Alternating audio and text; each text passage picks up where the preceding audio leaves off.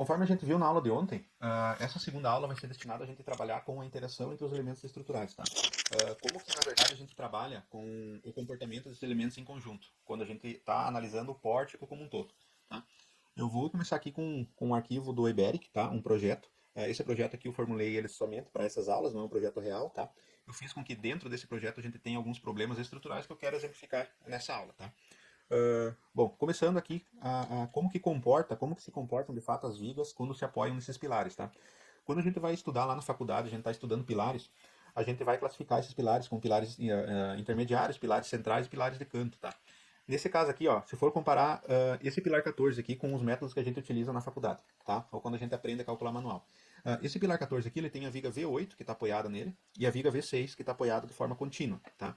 O que acontece aqui no cálculo manual é que o momento fletor atuante nessa viga aqui, quando essa viga aqui, quando a gente calcular ela, a gente vai encontrar o momento fletor nessa lateral aqui e o momento fletor aqui, porque ela é uma viga contínua, está apoiada, então tem um apoio aqui, e essa viga ela vai gerar um momento fletor. Como ela é contínua, os momentos fletores de ambos os lados se anulam, tá? Ou seja, não é transferido nenhum momento fletor para o pilar. Tá? Mesma coisa aqui, a viga V6, como ela é contínua, ela não transmite momento fletor para o pilar. Claro que os momentos fletores, a gente vai ter momentos fletores no cálculo desse pilar central aqui, porque vai ter um momento fletor de forma, acidental, segunda ordem, influência, enfim, se for necessário calcular. Tá? Mas o momento fletor oriundo do cálculo da viga não vai aparecer aqui. Tá? Nesse caso central. Agora, se a gente vai analisar, por exemplo, aqui um pilar de canto, pega o pilar P17. Quando a gente vai fazer o cálculo manual, olha aqui, a viga V13 ela não é uma viga mais contínua, tá? Ela não é contínua sobre o pilar. Então, o cálculo desse momento fletor atuante aqui, o momento negativo que vai atuar aqui no apoio, ele é distribuído diretamente para o pilar. Como ele não tem uma continuidade aqui, esse momento fletor ele não se anula, então ele é distribuído ao pilar. A mesma coisa acontece com a viga V4. A viga V4 vem apoiar aqui no pilar, e no caso não tem continuidade, vai descarregar o momento negativo no pilar também. Nesse caso aqui seria um pilar que, consequentemente, teria mais armadura do que o pilar P14, se fosse comparar em relação a momentos fletores, tá? A mesma coisa acontece aqui com o P13, ó. No cálculo manual, a gente vai calcular a viga V4, ela é contínua, ela não transfere nenhum momento fletor para o pilar, e a viga V8, como ela não é contínua, vai transferir o momento fletor ao pilar. E nesse caso aqui está na região, atuando na menor inércia do pilar, tá? Na menor largura. Esse caso aqui é um caso complicado para dimensionamento, pois justamente atua na menor largura, onde a gente tem um braço de alavanca entre as armaduras menor. Tá? Bom, isso é como a gente calcula de forma manual. Tá? Como os programas de fato calculam, muda um pouco. Tá? É esse ponto aqui que eu quero chegar a partir desse arquivo aqui do F2. Deixa eu pegar aqui. Aqui. Nesse arquivo do F2, que, como eu já tinha passado na primeira aula, é um programa de cálculo de estruturas planas, tá? Provavelmente todo mundo já calculou com ele. Uh, eu vou tentar exemplificar uma viga aqui, como que a gente iria considerar ela, de forma aproximada, como que a gente consideraria ela num cálculo manual. Tá? Aqui a gente tem um engaste nas extremidades da viga e dois apoios centrais. Tá? Essa viga ela tem então 25 kN distribuído de forma contínua. Tá? E quando a gente calcular o momento fletor da viga, olha o que acontece. A gente vai ter um momento fletor negativo em cima dos apoios de 75 kN. Se eu fosse estar calculando, por exemplo, esse pilar aqui de forma manual, esse momento fletor aqui ele não vai atuar no pilar. Tá? Ele vai atuar na própria viga, a viga vai equilibrar os dois lados e você não estaria utilizando o momento fletor no cálculo do teu pilar. Mesma coisa acontece aqui, ó, uma outra viga, o comprimento total da viga é o mesmo, tá? Só que ela tem distâncias diferentes entre os apoios. Deixa eu até pegar aqui e cotar os apoios. Ó. Teria um apoio em 4 metros, outro apoio em 7 metros e o apoio final em 7 metros também. Tá? Nesse caso aqui, quando a gente vai calcular o momento fletor, esses vãos, como são maiores aqui, eles geram um momento fletor positivo maior se comparado ao vão de cima. O momento fletor negativo também é um pouco maior. Bom, isso aqui é um caso que seria, digamos, comum de você fazer ele de forma manual. Essas vigas modeladas aqui, elas são semelhantes às vigas que a gente viu no exemplo anterior, tá? Só que nesse caso aqui, ela não está apoiada sobre apoios, digamos que rotulados, pinos no caso, tá? Ela está apoiada sobre pilares, tá? Esses pilares aqui, eles têm apoio, então, que restringe tá? E o apoio superior desses pilares aqui, eles restringem apenas o movimento em X. O movimento em Y, ele é livre, tá? Esse movimento, claro que não vai ocorrer uma grande movimentação, pois nesse caso aqui ele acaba utilizando a rigidez do pilar, tá? E o pilar acaba trabalhando como uma mola, tá? E, na realidade esse pilar ele deforma, no caso é o mínimo, né? Mas ele deforma, então acaba simulando uma estrutura o mais próxima do real possível, tá? Bom, aqui, nesse caso aqui, ó, a gente não vai ter um equilíbrio de momento flutor, tá? Como acontecia no caso nas outras vigas aqui, tá? Que a gente tinha um equilíbrio de momento fletor negativo aqui, tá? Justamente porque a gente não estaria utilizando, nesses exemplos, os pilares nos apoios, tá? E nesse caso aqui, a gente tenta simular um cálculo mais próximo do real, tá? Bom, aqui, ó, esse caso aqui, a gente vai tentar simular um cálculo feito pelo software, tá? Pelos softwares profissionais, no caso. Esses softwares, eles trabalham de forma a utilizar o método da rigidez. Alguns utilizam outros métodos, até elementos finitos e tudo mais, mas em geral seria o método da rigidez. Esse método ele faz o seguinte, no que ele vai calcular a estrutura, ele faz um somatório nos nós aqui dos esforços, tá? Para tentar encontrar todas as raízes que no início da equação a gente não conhece, ele, ele faz um cálculo aqui nos nós, fazendo com que a soma de todos os esforços atuantes nesses nós aqui tem que ser zero. Tá? Se a gente tem um esforço vertical, digamos que negativo, ele vai ter uma reação positiva com a mesma intensidade. Nesse caso aqui, momentos fletores também são assim. Se a gente tem um momento fletor atuando desse lado da viga, do outro lado vai ter um momento fletor de mesmo valor, fazendo com que esses momentos se anulem. Tá? Como aqui a gente tem não só uma barra contínua, a gente tem uma interação entre viga e pilar, esse método ele vai fazer uma ponderação dessas rigidezes dessas barras. Por exemplo, como aqui eu tenho uma barra mais curta, se eu tenho a mesma seção de viga, por exemplo, eu trabalhar aqui com uma viga de 20 por 40 e o pilar de 20 por 40, esses trechos aqui que são mais curtos, eles vão acabar absorvendo maiores esforços, porque ele acaba sendo mais rígido do que essa viga com exceção dessas notas. Tá? Essa rigidez aqui, isso aqui acontece nos programas, tá? E muitas vezes o aumento de armadura em pilares é em função disso aqui. Eu vou tentar exemplificar aqui embaixo, nesse exemplo de baixo aqui, onde a gente tem os vãos maiores, o como que a gente consegue perceber isso no cálculo feito pelo software, tá? No caso do TQS, CPCAD ou o Eberic. Tá? Bom, aqui eu vou gerar o gráfico de momento. Olha aqui. O que os programas fazem? Por exemplo, essa viga aqui, ela gerou um momento fletor negativo no apoio aqui junto ao pilar de 50,7 kNm. O que acontece? Esse momento fletor negativo, quando ele chegou no pilar, ele vai ter que ter uma estrutura que vá fazer com que esse momento se reduza a zero, tá? Em função do cálculo da somatória desses esforços. O que ele vai fazer? Esses 50 kN, quando ele chegar no pilar, como esse pilar ele tem continuidade para cima, se esse pilar fosse somente essa altura aqui, se ele não tivesse um lance para cima, esses 50 kN iria estar descarregado totalmente no lance debaixo do pilar. Tá? Porque daí ficaria 50 kN,7, por exemplo, atuando da viga, e uns 50 kN,7 com sinal inverso atuando no pilar. Nesse caso, a soma dos nós é zero. Se aqui eu pegar, por exemplo, aqui eu pegar a calculadora, se eu calcular os esforços atuando nesse nó aqui, eu vou chegar no valor zero. Por exemplo, olha só, o esforço da viga 50,7. 50,7. O esforço que está, momento fletor, né, atuando na viga. O momento fletor que está atuando nesse lance do pilar, 25,3. E o momento fletor atuando no outro lado, 25,3. Se eu somo os dois, vai dar então 50,6, que é um arredondamento do programa, tá? Mas se você calcular exatamente com as casas decimais, vai dar os mesmos 50,7. Que no caso, os esforços então aqui somados estão dando zero. É a mesma coisa está acontecendo aqui, ó. Deixa eu tentar aumentar um pouco aqui. A viga chega com um momento fletor de 84,1 de um lado e do outro lado ela segue com 76,9. Essa diferença entre esses momentos, que não acontecia aqui, tá? Aqui a gente tem 75, vem 75 de cada lado. Essa diferença que está acontecendo aqui, está vindo 84, 76,6, ela está indo diretamente para o pilar. Então, ela está gerando um momento fletor de 3,6 no pilar. Isso faz com que as armaduras dos pilares sejam calculadas com esses esforços atuando aqui. Tá? Nesse caso aqui, está bem simétrico, olha, porque na verdade eu tenho os vãos. Os vãos são 6 metros, então são vãos, digamos assim, que são simétricos. Se eu for considerar aqui uma mudança nesses vãos, por exemplo aqui, estou utilizando uma viga com 4 metros de vão inicial, 7 metros e 7 metros. Nesse caso aqui, eu já causei um certo distúrbio no cálculo desse nó aqui. Porque nesse caso, eu tenho desse lado uma viga, a viga é contínua, por exemplo, com a mesma seção, mas eu tenho desse lado aqui o trecho da viga com 4 metros, aqui o trecho com 7 metros. Se a gente for fazer um estudo de rigidez, esse trecho aqui ele é muito mais rígido. Tá? O pilar ele continua com o trecho semelhante, tá? Tem a mesma distância o lance superior e o lance inferior, e a seção do pilar é a mesma. Então, o que vai acontecer? Esse trecho aqui com maior rigidez, ele vai acabar absorvendo uma certa carga, uma certa quantidade maior de momento, e esse trecho aqui, com uma rigidez menor, ele vai deformar mais e, consequentemente, ele vai acabar puxando o pilar junto. Ou seja, como ele vai gerar um momento fletor maior aqui, esse momento fletor vai acabar ocorrendo uma diferença entre o momento fletor desse trecho aqui mais rígido, e essa diferença, se ela for muito grande, vai acabar acarretando em uma quantidade por vezes excessiva de armadura no cálculo do pilar. Tá? Gerando o gráfico de momento aqui, a gente percebe o seguinte. Nesse caso aqui, ó, a viga aqui tem um vão maior aqui, no caso, então, ela é um pouco menos rígida do que esse trecho aqui, ela gerou um momento fletor maior atuando nela, tá? E essa diferença dos 69,6 e de 77,7 vai para o pilar, tá? Aqui a mesma coisa, o vão central, só que nesse caso aqui a gente tem dois vãos de 7 metros, a diferença é praticamente nula aqui, então está dando 2,4 momento fletor. Se caso a gente queira, por exemplo, reduzir esse momento atuando no pilar aqui, deixa eu pegar aqui.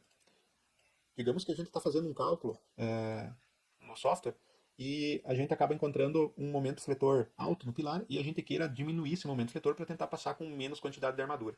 O que a gente tem que fazer? A gente tem que analisar a rigidez. Por exemplo, esse vão de 4 metros aqui. Se eu comparar com o vão de 7 metros, a rigidez dele é muito maior. O que eu posso fazer? Eu posso tornar essa viga mais rígida e, consequentemente, a viga acaba absorvendo para si os maiores esforços e, no caso, transfere menos momento fletor aos pilares. Por exemplo, essa viga aqui, deixa eu até ver a seção dela aqui, mas eu acho que ela está com a seção de 14 por 40. Deixa eu só confirmar aqui. Aplicar e gerar os momentos. Tá. Não, ela estava com uma seção maior. Deixa eu gerar os momentos aqui então com essa viga de 14 por 40. Se nós for analisar agora os momentos fletores, olha aqui, a gente vê uma diferença muito maior aqui. Nesse lado aqui está vindo 88,2 kNm, nesse lado aqui está vindo 59,7 e está indo 14,3 kNm para os pilares, né? Para esse pilar central, digamos aqui, em relação a essa viga, tá? Bom, no caso, eu estou, por exemplo, calculando esse pilar aqui, tá? E ele está me dando uma quantidade excessiva de armaduras, eu quero reduzir as armaduras desse pilar aqui. O que eu posso fazer nesse caso? Nesse caso, eu posso tornar a viga mais rígida, de forma que ela acabe absorvendo para si os meios esforços e distribua menos momento fletor no pilar. Aqui eu estou vendo uma viga de 14 por 40. 40 centímetros de altura, para um vão de 7 metros, é muito baixo. Normalmente a gente tenta utilizar algo em torno de 10%. Quando a gente tem uma viga contínua, a gente pode usar algo em torno de 8% da altura. Tá? Se eu utilizar 10% da altura, aqui seria uma viga de 70 centímetros. Tá? A gente pode fazer uma comparação aqui. Ó, essa viga de 14 por 40 aqui, ela está transmitindo para o pilar 14,3 kNm. Se eu quero reduzir a armadura, eu vou aumentar então a altura dessa viga aqui. Se eu aumentar a altura dessa viga aqui, eu vou pegar aqui uma seção que eu já tenho salvo, para 14 por 70. Tá? O momento fletor então de 14,3. Depois que nós aplicar aqui, deixa eu aplicar, na verdade não apliquei ainda. Aplicar. Eu vou gerar os momentos de novo. E olha para quanto diminuiu o momento. De 14,3 foi para 4,1. Nesse caso aqui, você aumentou a altura da viga, você consequentemente diminuiu as deformações na viga e já de quebra diminuiu a armadura no pilar, tá? Porque ela acabou sendo mais rígida. O jogo de rigidez nesse nó aqui acabou que a viga ganhou, por exemplo, ela puxou para ela a maior quantidade dos esforços e ela reduziu então os esforços atuando nesse pilar, tá? O que acontece aqui, nesse caso, ó, que os pilares centrais daí, você já tem um certo equilíbrio, né? Quanto mais rígida a viga, no caso, mais próxima ela vai ficar de gerar um momento fletor negativo aqui, que se equilibre os lados, né? Só que os pilares de extremidade aqui acontece isso, não tem o que fazer. Ó. A viga gerou um momento de 32 e ele acabou gerando um momento de 16. Se esses dois pilares aqui, por exemplo, estivessem carregados com a mesma carga normal, vindo de cima, esse pilar aqui, então, te daria um pouco mais de armadura em relação a esse aqui. Mas como esse pilar aqui ele está recebendo somente uma parte da carga e esse pilar aqui ele está recebendo uma parte da carga normal vindo dessa viga aqui e vindo dessa, provavelmente ele está carregado com uma maior carga normal, né? Esse pilar aqui, como ele está aliviado, ele não tem tanta carga normal atuando, ele teria muito mais armadura se comparado a isso. Eu até posso ver as reações aqui, o valor das reações, ó. 147 kN e aqui 74, tá? Muito provável, se a gente fizesse um cálculo aqui, isso aqui possivelmente estaria com uma quantidade ou próxima ou talvez até um pouco a mais do que esse pilar aqui, mesmo esse estando com uma maior carga, praticamente o dobro aqui, tá? De carga normal. É possível que a armadura não mude muito em relação a esse pilar da extremidade, por ele estar com momentos fletores maiores. Tá? Bom, o que a gente tem que ver com isso? Aqui é bem simples, é uma estrutura plana, mas quando a gente vai trabalhar com cálculo estrutural, que a gente envolve uma estrutura como um todo, a gente tem que analisar essa questão da rigidez. Tá? Muitas vezes a gente tem uma estrutura muito esbelta, ou então uma estrutura que se deforma de forma excessiva, vai acabar com que, como os pilares eles estão deformando, essa deformação ele gera momento fletor em pilar também, tá? Então, nesse caso, às vezes você tem um pilar superdimensionado, mas ele não está superdimensionado pelos esforços que estão atuando nele, naquele ponto. Ele acaba ficando superdimensionado pelos esforços que estão atuando na estrutura, tá? No todo. Eu vou mostrar um outro exemplo aqui, agora no caso do nosso modelo, que a gente estava vendo antes, dentro do Iberic, tá? De como tentar trabalhar com a estrutura para que ela fique de forma mais simétrica. Por exemplo, se você for olhar essa estrutura aqui, os primeiros problemas que a gente percebe nela aqui, tentando pensar na forma global agora, Os primeiros problemas que a gente percebe aqui inicialmente essa estrutura é uma estrutura quadrada. Nesse caso seria uma vantagem, tá? Porém, o que acontece aqui? Ela é uma estrutura quadrada, só que dá uma olhada aqui. No sentido de X aqui, ela não tem nenhum pórtico, olha aqui, ó. Ela não está formando um pórtico com pilares de vigas aqui. Ela acaba tendo os pilares isolados, olha. Nesse sentido aqui, ela tem pilar isolado nesse trecho aqui. Aqui, no caso, então, formou um pórtico, tá? Acabou formando um pórtico, então, porque os pilares estão alinhados com as vigas. E aqui embaixo, novamente, não temos mais pórtico. Bom, quando a gente trabalha com vento, todos os pilares vão acabar se deslocando, tá? Como eles não têm pórtico, as lajes vão trabalhar como diafragma rígido. O que acontece é que como a laje, no sentido da atuação do vento, ela é, digamos que infinitamente rígida, ela acaba deslocando, digamos, ela vai deslocar a estrutura toda de forma conjunta. Nesse caso aqui, ó, esse pórtico aqui, como ele se formou de forma completa, digamos, tem uma viga alinhada a ele aqui, quando atuar os esforços de vento aqui, as forças atuando aqui, quando deslocar a estrutura, ele vai ter uma maior rigidez desse pórtico em função dessas vigas estar todas, digamos, estão conectadas, digamos, diretamente com os pilares. Só que no sentido de Y aqui, a gente tem, nessa estrutura aqui, a gente tem um pórtico aqui, a gente tem um pórtico aqui e outro aqui. Tá. Outro problema que a gente percebe aqui, todos os pilares estão voltados com a sua maior rigidez, a maior inércia, na verdade, no sentido de Y. Então, antes mesmo da gente processar essa estrutura, a gente já percebe que o gama Z dessa estrutura aqui, por exemplo, em X, vai ser um gama Z alto, tá? Provavelmente, e às vezes pode até extrapolar o limite.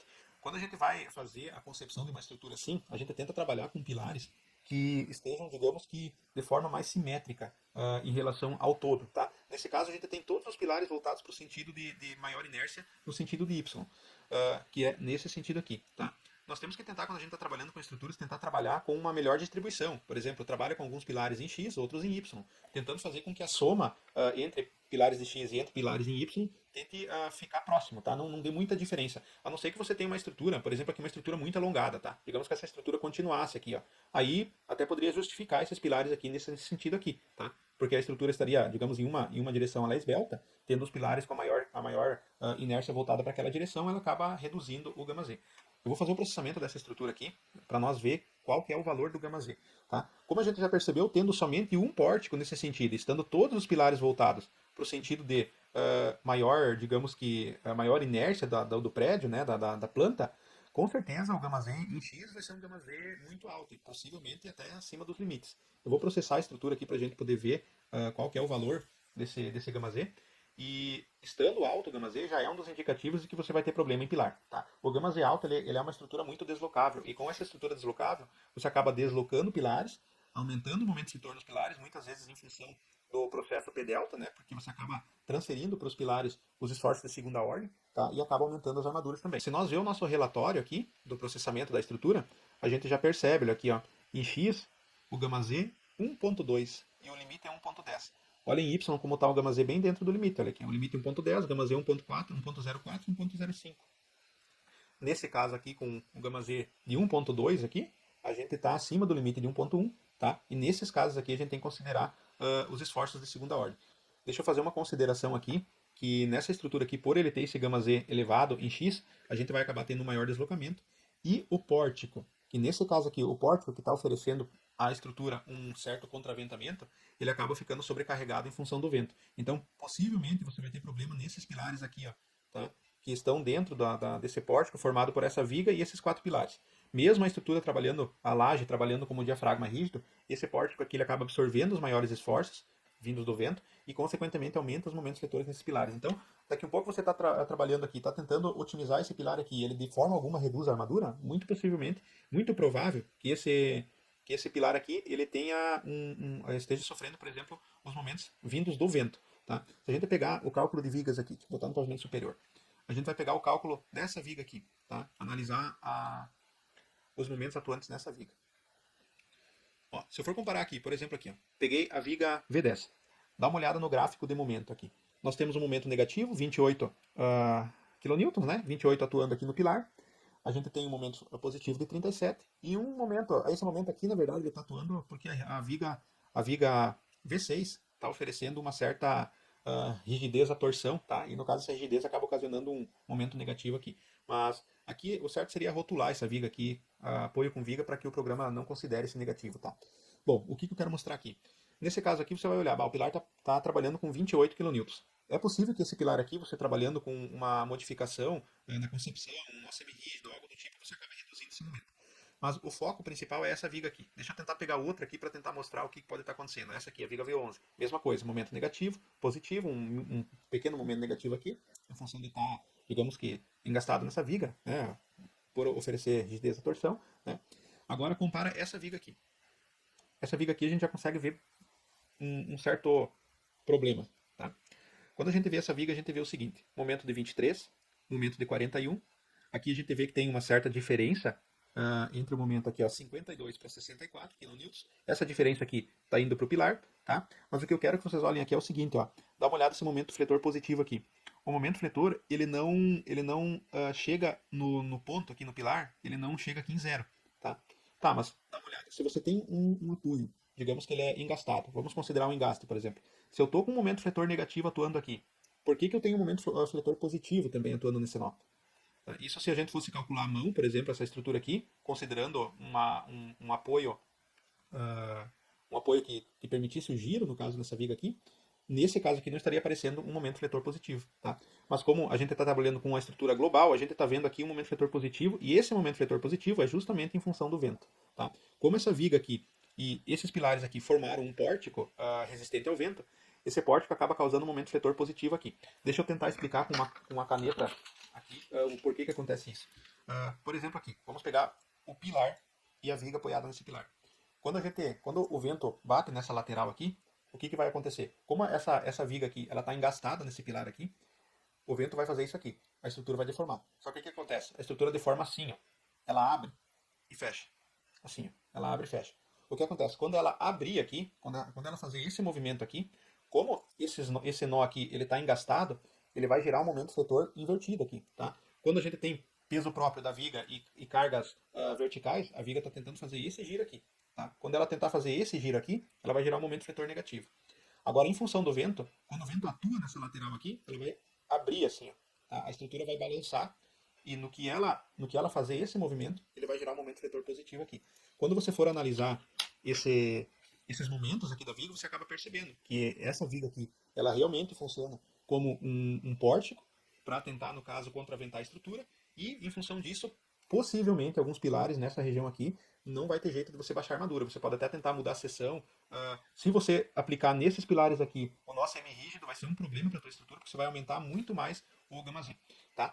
Bom, aqui está aparecendo o momento fletor positivo e o momento fletor negativo junto no mesmo gráfico, porque aqui é uma envoltória. Tá? A envoltória acontece assim, é uma combinação, ocorreu no caso assim, quando foi calculado, em uma das combinações apareceu um momento fletor negativo, e na outra combinação, que provavelmente incluiu o vento, apareceu aqui um momento positivo. Então ele anulou todo o negativo e ainda gerou um positivo.